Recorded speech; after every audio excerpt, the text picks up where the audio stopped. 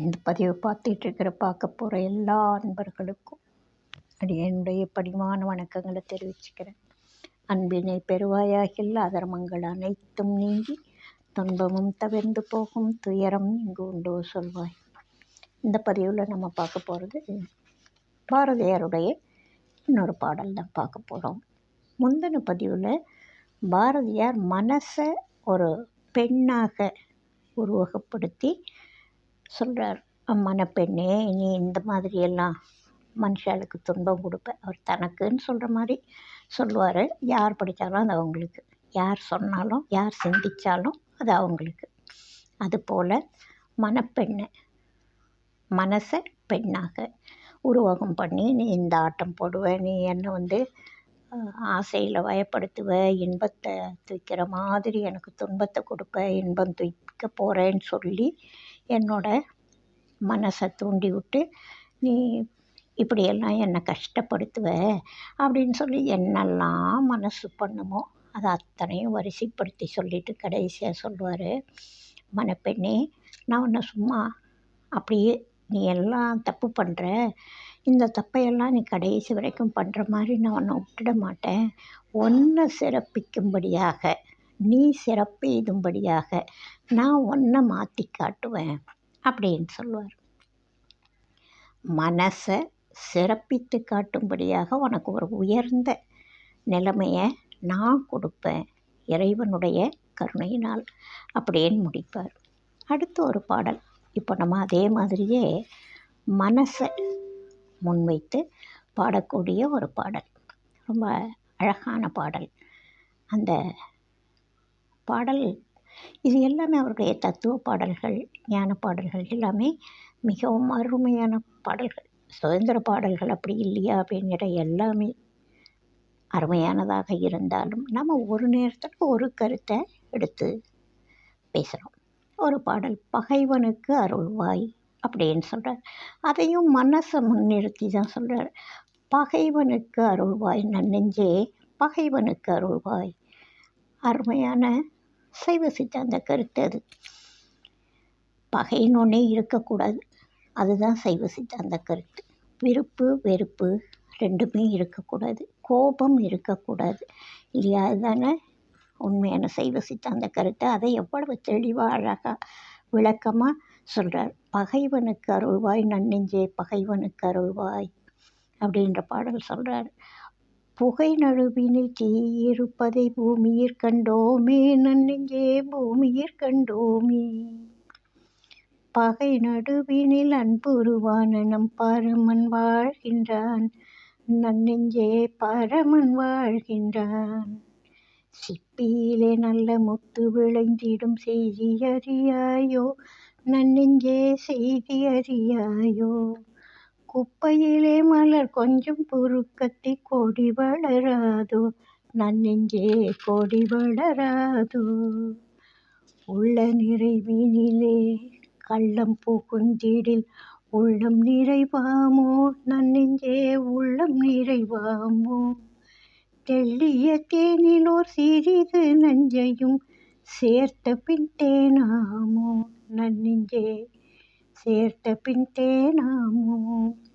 வாழ்வை நினைத்த பின் தாழ்வை நினைப்பது வாழ்வுக்கு நேராமோ, நன்னெஞ்சே வாழ்வுக்கு நேராமோ. தாழ்வு பிறர்க்கென்னத்தான் அழிவான் என்ற சாத்திரம் கேளாயோ, நன்னெஞ்சே சாத்திரம் கேளாயோ. போருக்கு வந்தெங்கே எதிர்த்த கௌரவர் போல வந்தானும் அவன், நன்னெஞ்சே கௌரவர் போல வந்தானும் அவன். நேருக்கு அர்ஜுனன் தேரில் காசை கொண்டு நின்றதும் கண்ணனன்றோ, நன்னெஞ்சே நின்றதும் கண்ணனன்றோ. தின்ன வரும் புலி தன்னையும் அன்போடு சிந்தையில் போற்றிடுவாய், நன்னெஞ்சே சிந்தையில் போற்றிடுவாய். அன்னை பராசக்தியால் உருவாயினள், அவளை கும்பிடுவாய், நன்னெஞ்சே அவளை கும்பிடுவாய். அன்னை பராசக்தி பல் உருவாயினள், அவளை கும்பிடுவாய், நன்னெஞ்சே அவளை கும்பிடுவாய். மிக அருமையான ஒரு பாடல். பகைவனுக்கும் அருள் பண்ணு, நல்ல நெஞ்சு நீதான். பகைவனுக்கு அருள் செய்தின்னா நீ நல்ல நெஞ்சு. நெஞ்சு மனசு எல்லாம் ஒன்றே தானே. பகைவனுக்கு அருள் பண்ணு, அப்போ தான் நீ நல்ல மனசாக இருப்ப. அதை திரும்ப சொல்கிறார். பகைவனுக்கு அருள்வாய் நன்னெஞ்சே, பகைவனுக்கு அருள்வாய். நல்ல நெஞ்சமே, நீ பகைவனுக்கும் அருள் பண்ணு. ஏன் தெரியுமா அருள் பண்ணணும்? பகைவனை ஏன் நீ அருளாக நோக்கணும், அன்பாக நோக்கணும் அப்படின்றதுக்கு காரணம் சொல்கிறாரு. புகை நடுவினில் தீ இருப்பதை பூமியில் கண்டோமே. ஒரு பழமொழியே சொல்லுவாங்க, ஒரு இடத்துல நெருப்பு இல்லாமல் புகையாது அப்படின்னு சொல்லுவாங்க. ஏதோ ஒன்று இருக்கும், அதனால தான் அது வெளியில் வருது அப்படின்றதுக்காக ஒரு சாதாரணமாக சொல்லுவாங்க.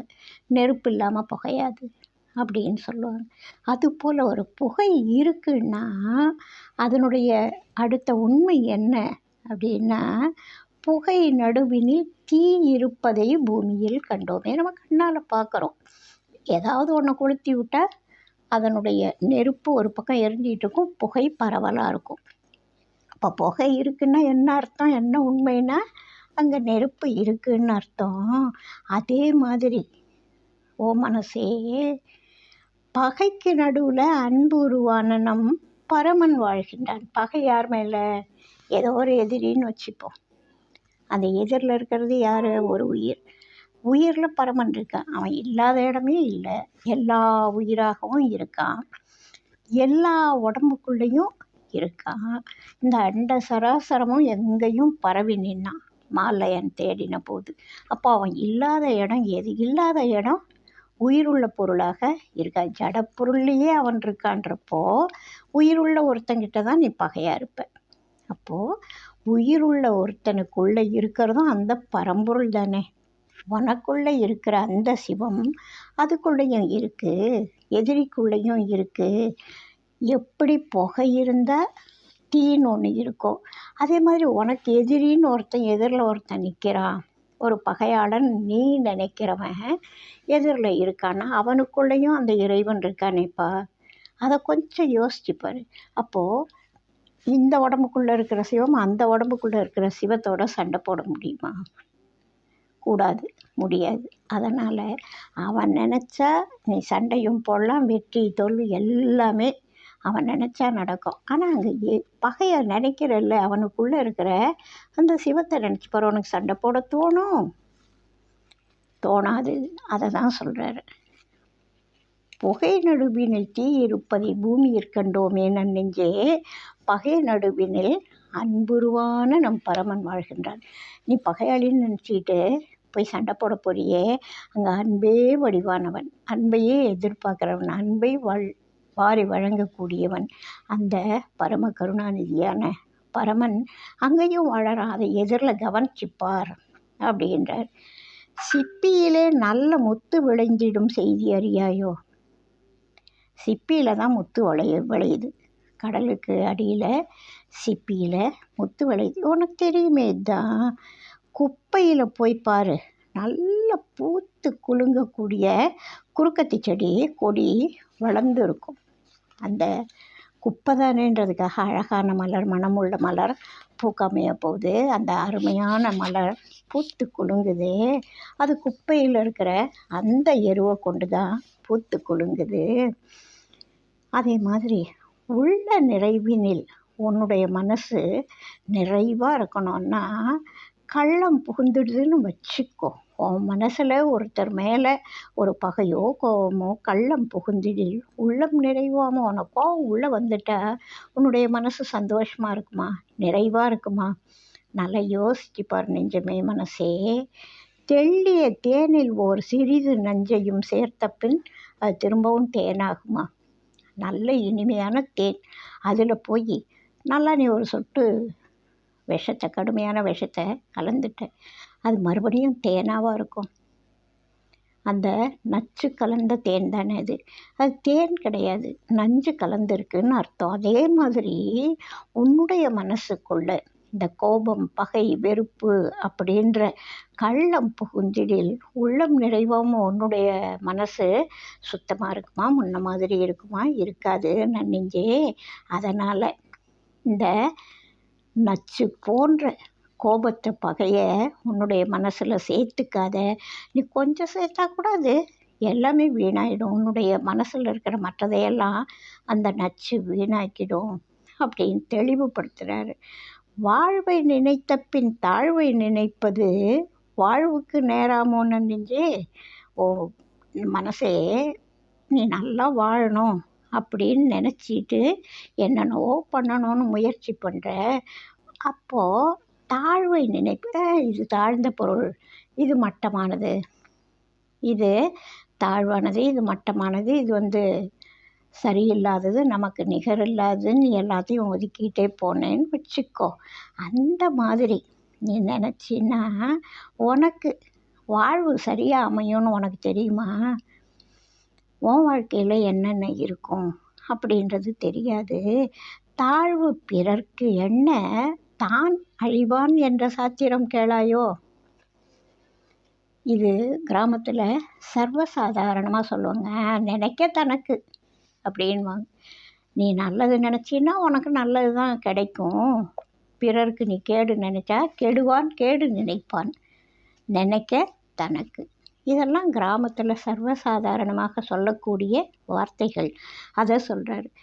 வாழ்வை நினைத்த பின் தாழ்வை நினைப்பது வாழ்வுக்கு நேராமோன்னு நெஞ்சே. தாழ்வு பிறர்க்கு என்ன, மற்றவங்க தாழ்ந்து போனோம் அப்படின்னு நினச்சின்னா தான் அழிவான் என்ற சாத்திரம் கேளாயோ. நீ இதுவரை கேள்விப்படலையா என்ன? அதனால் வேண்டாம் மனசே, அடுத்தவங்க கெட்டு போகணும்னு நினைக்காத. சரி, இப்போது பாரத கதைகள், ராமாயண கதை, இதிகாசங்கள்லாம் இருக்குல்ல. போருக்கு அங்கே எதிர்த்த கௌரவர் போல வந்தானும் அவன். யார்? நம்ம துரியோதனன் வந்தான். அவன் கௌரவம் பார்த்தான். கௌரவர் போல வந்தான். எங்கே உட்காந்தான்? தலைப்பக்கம் உட்காந்தான். கால் பக்கம் உட்காந்தா கௌரவம் இல்லை அப்படின்னு நினச்சி தலைப்பக்கம் உட்காந்தான். நேருக்கு அர்ஜுனன் தேரில் கசை கொண்டு நின்றதும் கண்ணன் என்றோ நெஞ்சே. கால் பக்கம் போய் உட்கார்ந்தான் அர்ஜுனன். அவனுக்கு தேரோட்டியாக வந்தான் கண்ணன். இதை நினச்சிப்பாரு. தாழ்ந்ததுனால அவன் கெட்டு போயிட்டானா? இல்லையே, தாழ்ந்ததுனால அவன் உயர்ந்தான். கண்ணனே தேரோட்டியாக வந்தானே.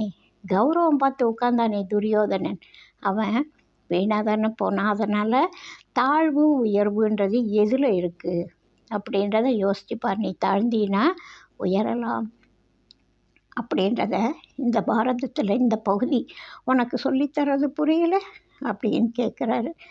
தின்ன வரும் புலி தன்னையும் அன்போடு சிந்தையில் போற்றிடுவாய். உன்னை சாப்பிட்றதுக்கே வர்ற புலியை கூட நீ அன்பாக பார்த்தீங்கன்னா அது உன்னை அடிக்காது நன்னெஞ்சே. ஏன் தின்ன வரும் புலின்னா, புலி எங்கே இருந்தோ இங்கே வரப்போகுது.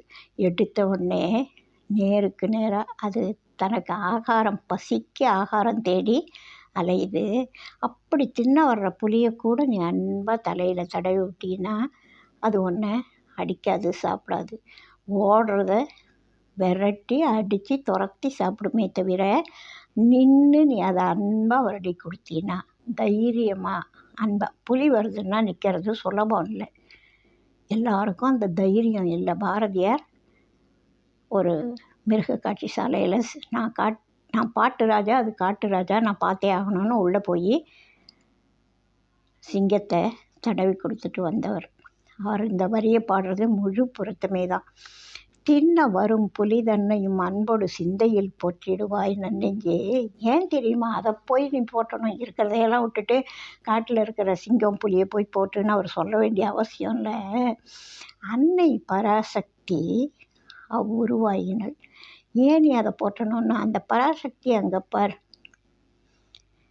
அதனால் அன்னை பராசக்தி அவ்வுருவாயினள், அவளை கும்பிடுவாய். அந்த புலிக்குள்ளே, அந்த சிங்கத்துக்குள்ளேயோ அன்னை பராசக்தியை உன்னால் பார்க்க முடியுதுன்னா அவளை கும்பிடுவாய் நன்னெஞ்சே.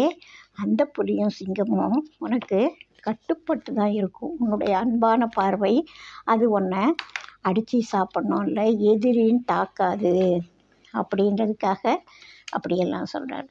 அதே மாதிரியான கருத்துள்ள பாடல்கள் ரெட்டிப்பட்டி சுவாமிகள் பாடுறார். கோபம் செய்யாதே மனமே, கோபம் செய்யாதே, வேணாம், கோவப்படாத. ஏன் கோவப்பட்டா என்ன அப்படின்னா, நம்ம கோபம் வரும் தானே அப்படின்னு கோவப்பட்டா என்னென்ன இல்லைப்பா.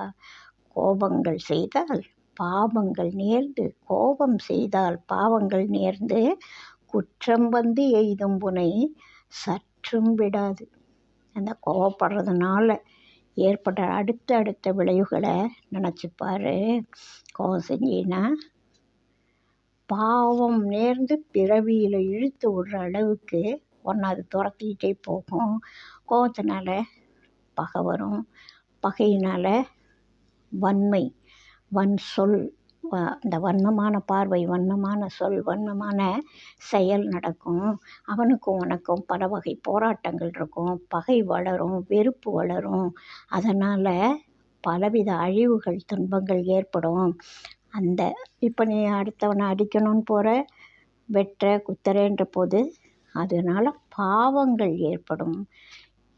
இந்த இன்சொல் வன் சொல்லுக்கே அதான் சொல்லுவாங்க, வன்சொல் கடை கட்டுன்னுவாங்க. வன் சொல்ல எடுத்துடணும், இன்சொல் பேசு அப்படின்னு தான் எல்லாரும் சொல்கிறாங்க.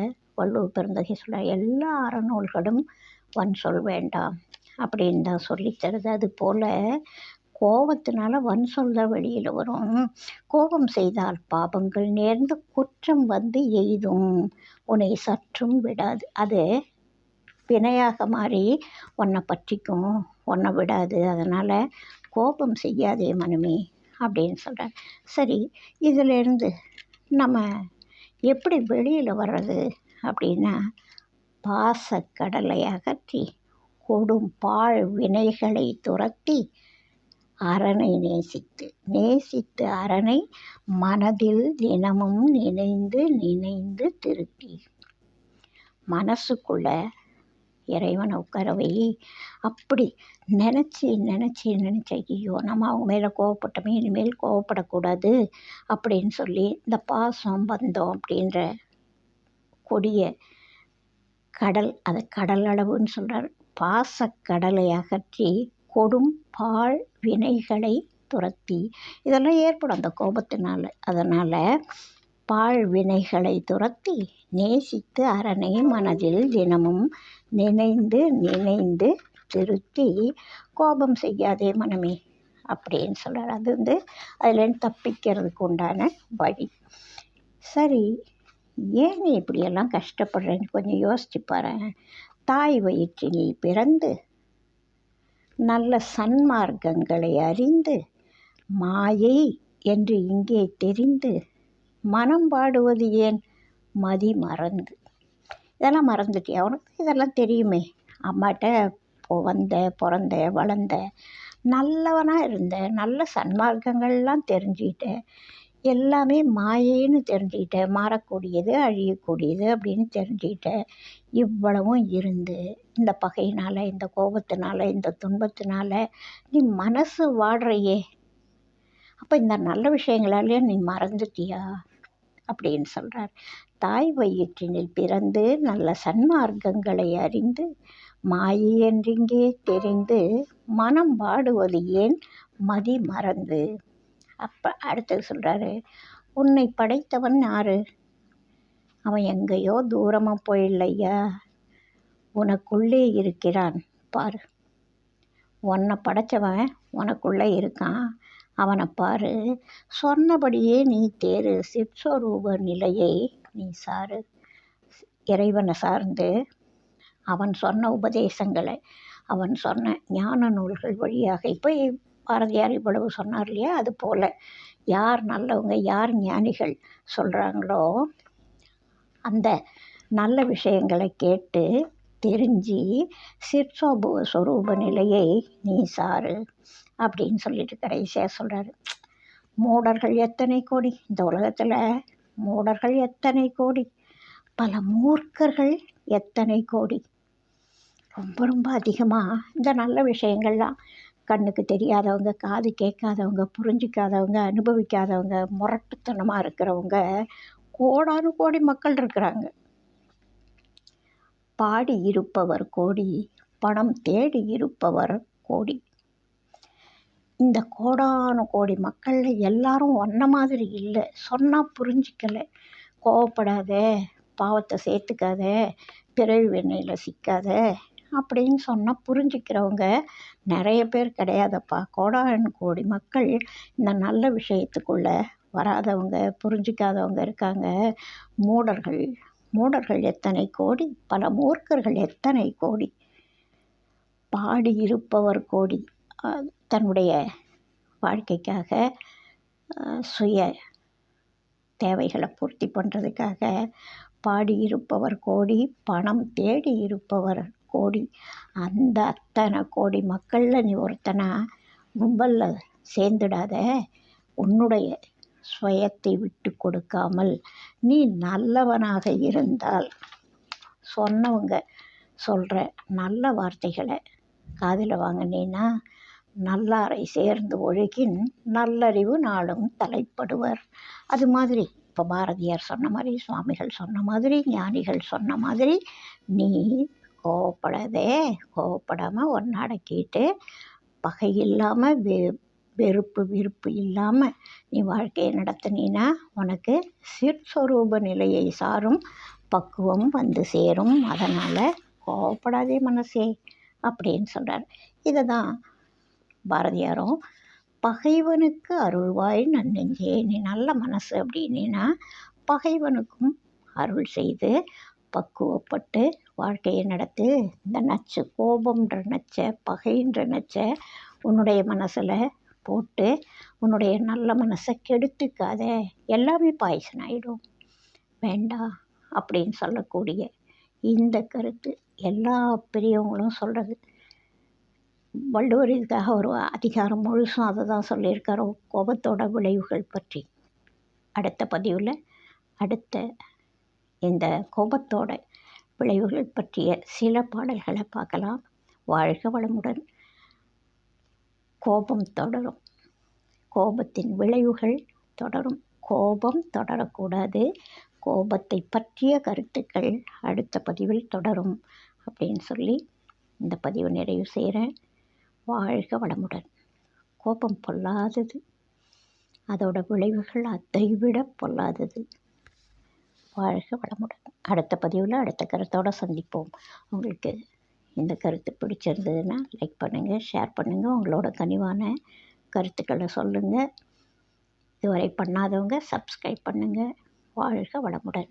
வாழி எந்நாளும் மேன்மை வாழ்க, நல்லறங்கள் எல்லாம் வாழிய பெரியோன் நாமம் வாழியே வாழி வாழி. அடுத்த பதிவில் சந்திக்கலாம்.